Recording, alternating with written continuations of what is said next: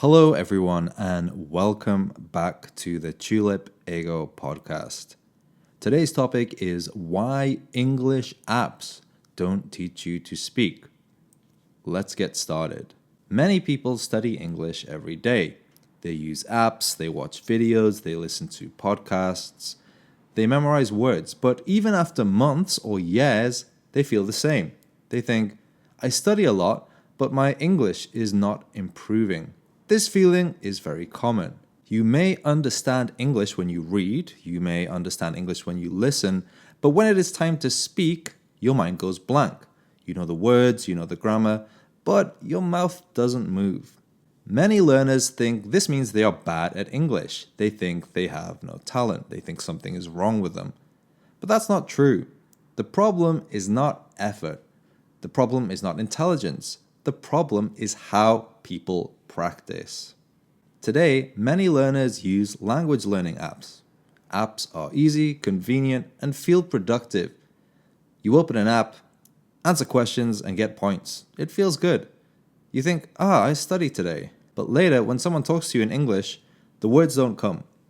You want to say something simple, but you can't say it smoothly. This is very frustrating. You may think, I study every day. Why can't I speak? So the reason I'm talking about this topic is because this has been my experience when studying Japanese.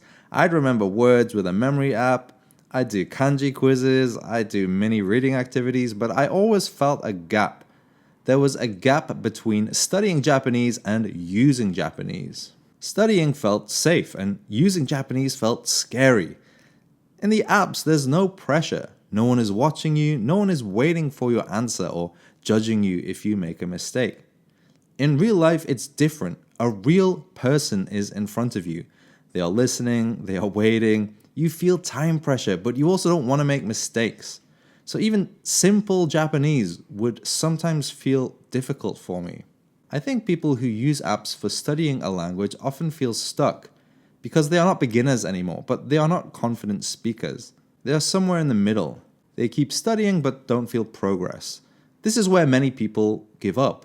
They don't think the app is the problem. They think, maybe I'm not good at languages. Maybe I started too late. But again, this is not the real problem. The real problem is not how much you study, it is what kind of practice you do. So let's talk about what apps are useful for and what they are not so useful for. First, let's talk about why apps are useful.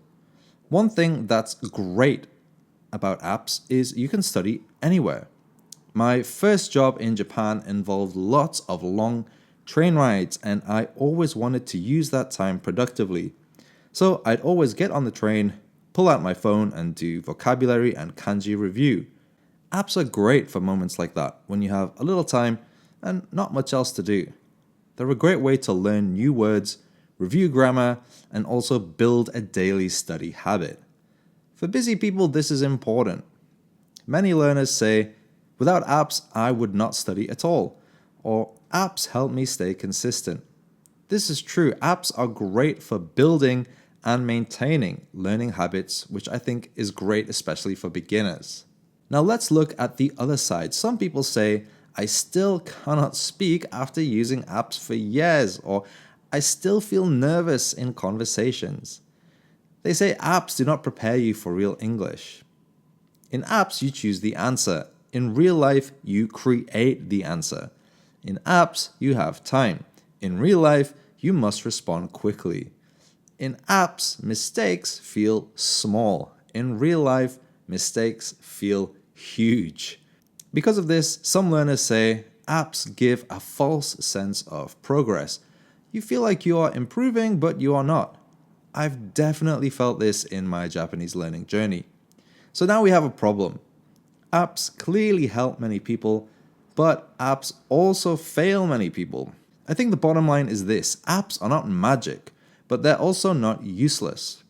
The real question is not, are apps good or bad? The real question is, what are apps good for? And what are they not good for?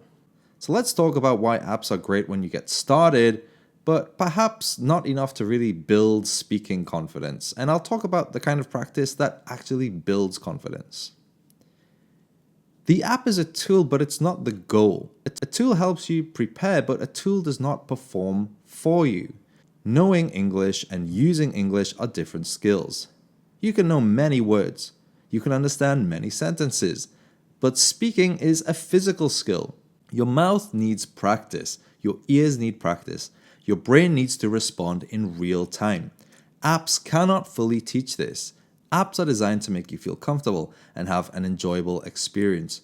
Which means if it takes you a long time to answer, no problem. If you make a mistake, that's fine. Think about learning to swim. You can watch videos, you can read instructions, you can learn theory, but until you enter the water, you cannot swim. You could spend hours every day for years reading about how to swim, but if you never step in the water, you'll never learn to swim. English is the same. Apps teach you about English. Real practice teaches you to use English. This is why many learners feel stuck. They practice understanding, but they do not practice responding. They practice choosing answers, but they do not practice creating answers. So when real conversation happens, they panic. This does not mean they are bad at English. It means their practice is incomplete. So what actually helps? The answer is simple but uncomfortable. You need small, real practice. Not perfect English, not long conversations. Small moments. Saying one sentence, asking one question, reacting with simple words. Mistakes are not the problem. Silence is not the problem. The real problem is avoiding real use. Think of apps like a book that teaches you how to swim. It can prepare you. You can see pictures of the correct techniques. You can read explanations of how to do it. But it's getting in the pool and trying and failing and trying and failing again where you really learn how to swim.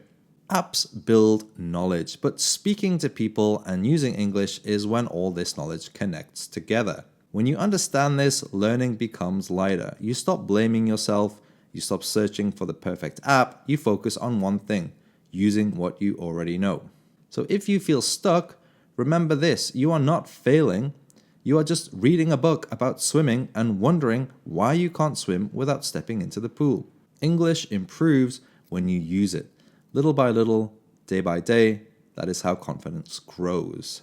So how do you find chances to improve it? I recommend taking action first. So this could be starting a language exchange with a foreigner who wants to learn Japanese.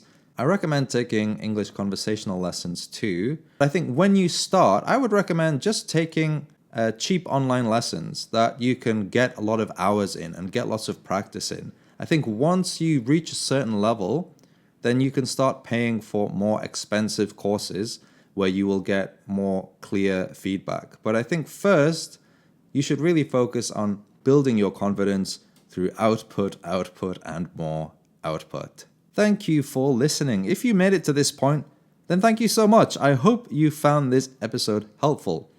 Let me know if you have any questions or if you have any requests for future topics in the comment section. Thanks, and see you next time.